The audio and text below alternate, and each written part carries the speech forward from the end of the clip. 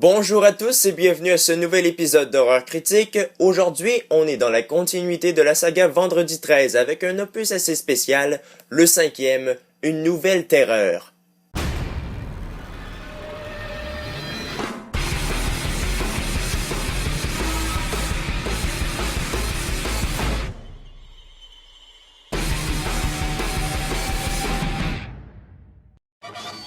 Tommy Jarvis est désormais un ado. Après avoir défoncé le crâne de Jason à coups de machette, il va sans dire qu'il en est resté grandement marqué. Ayant passé la plus grande partie de son enfance dans un hôpital psychiatrique, il est désormais transféré dans un centre de rééducation, situé en plein milieu des bois, pour un jour réintégrer la société. Cependant, le centre se voit être témoin de terribles meurtres quand un tueur au masque de hockey s'y introduit pour éliminer tous les patients. Tommy est-il en train de perdre la boule? Ou bien Jason est-il de retour?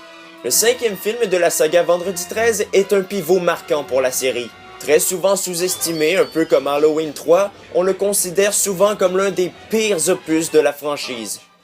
Eh ben moi je dis merde! Ce volet ne mérite aucunement tous les châtiments qu'il subit, le pauvre. C'est un bon film, et je vais vous le prouver. Premièrement, on a droit pour une fois à des personnages qui ont de vraies personnalités. C'est une première pour un Vendredi 13.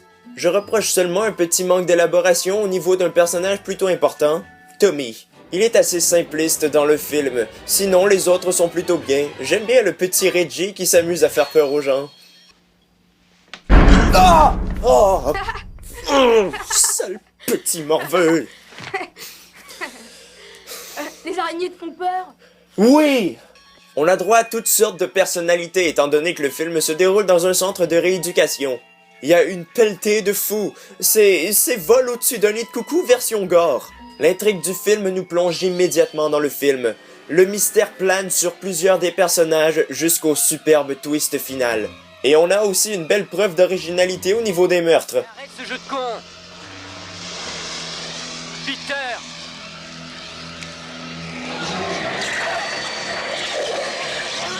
Vendredi 13 chapitre 5 réalisé par Danny Steinman.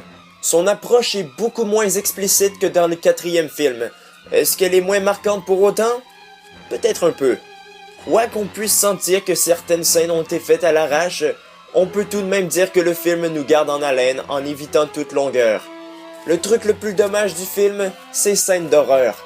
Comparé aux autres volets, les meurtres du 5e film sont tout aussi originaux, même que quelques-uns font des clins d'œil à Vendredi 13 premier du nom.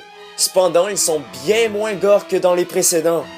Dommage étant donné que c'est ce qui nourrissait la popularité de la saga. Faut dire aussi qu'au départ, le film se voulait beaucoup plus explicite.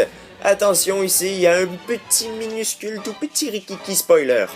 Dans la version officielle du film, quand ce personnage meurt, sa tête rebondit une seule fois, alors que dans la version de base, sans censure, sa tête rebondissait 5 fois. Ça aurait été cool à voir. Donc, en général, M. Steinman a fait un travail bien potable avec la réalisation de Vendredi 13-5. Le jeu des acteurs. Corey Feldman ne fait qu'une brève apparition dans le film, laissant son rôle à l'acteur John Shepherd.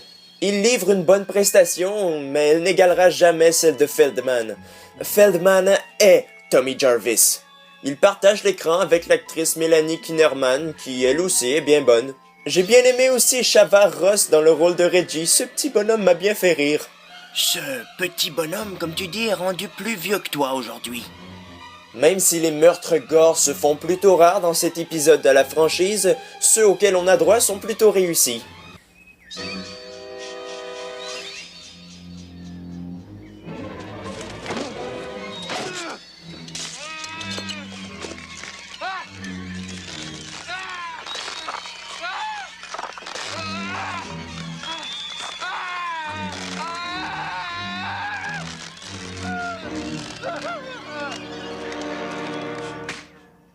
J'en conviens que ce volet de Vendredi 13 n'était pas le meilleur de toute la saga, mais il n'est pas un mauvais film pour autant.